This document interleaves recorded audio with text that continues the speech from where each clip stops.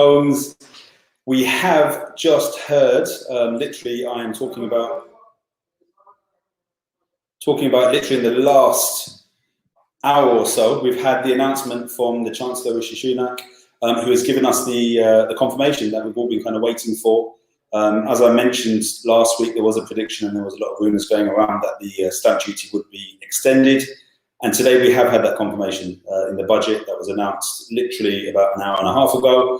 We've had a confirmation that the stamp duty is going to be, the holiday is going to be extended up until the end of June 2021, which is great news. I mean, there's been a lot of kind of worried buyers, worried sellers that we've been dealing with over the last couple of months, really, leading up to this impending deadline that are going to be relieved now.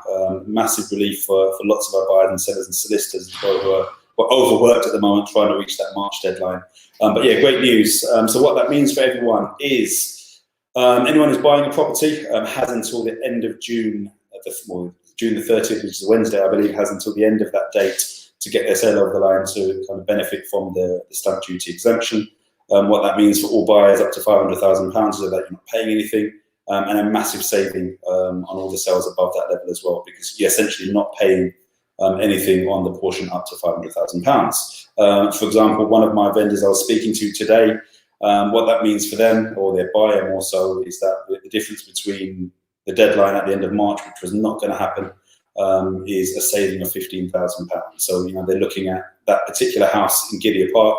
It was sold at $630,000. They were looking to pay £21,500 if it went beyond March, which was going to happen.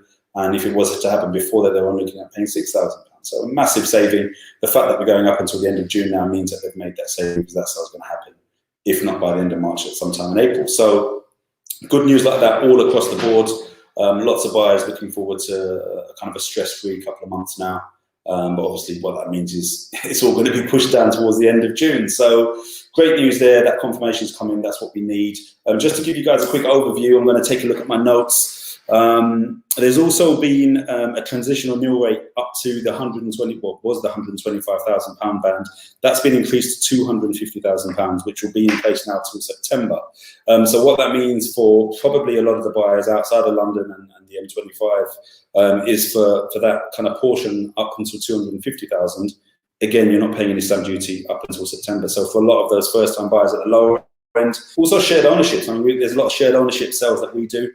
So anything up to 250 now, you've got till September where you're not paying stamp duty. So again, a massive boost to the property market, a massive boost to first-time buyers, essentially, who are able to kind of, with confidence, get onto that ladder now. And the big news, which we weren't really sure was going to happen, is to do with the mortgages. So what we've heard today is that there is going to be a return of the 95% mortgage, which has been virtually non-existent for the best part of a year, especially since COVID hit.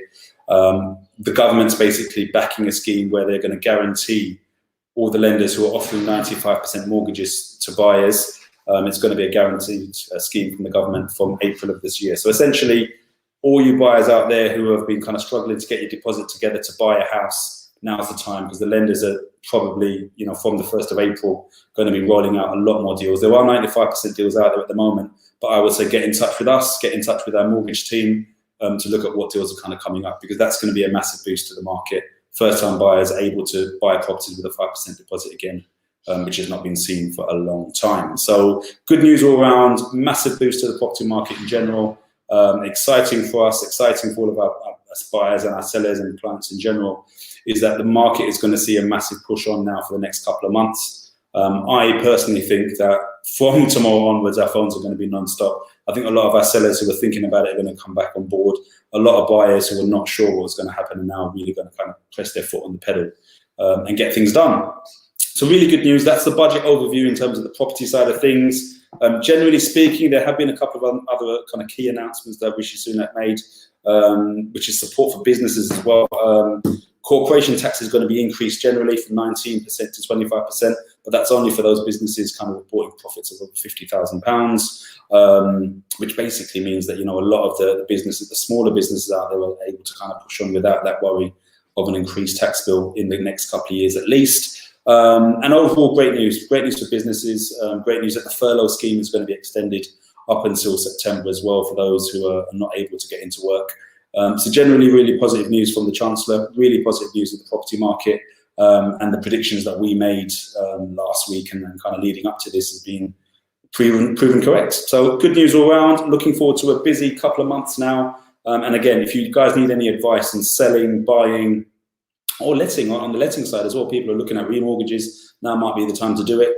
So get in touch with us, give us a call, London office, Essex office, drop us an email, and also always you can kind of get us on the social media, so Instagram, Facebook, and Twitter. So that's me, that's my update on the Chancellor's announcement on the budget 2021. Have a great week, guys. We've got lots to do. Speak to you later. Bye.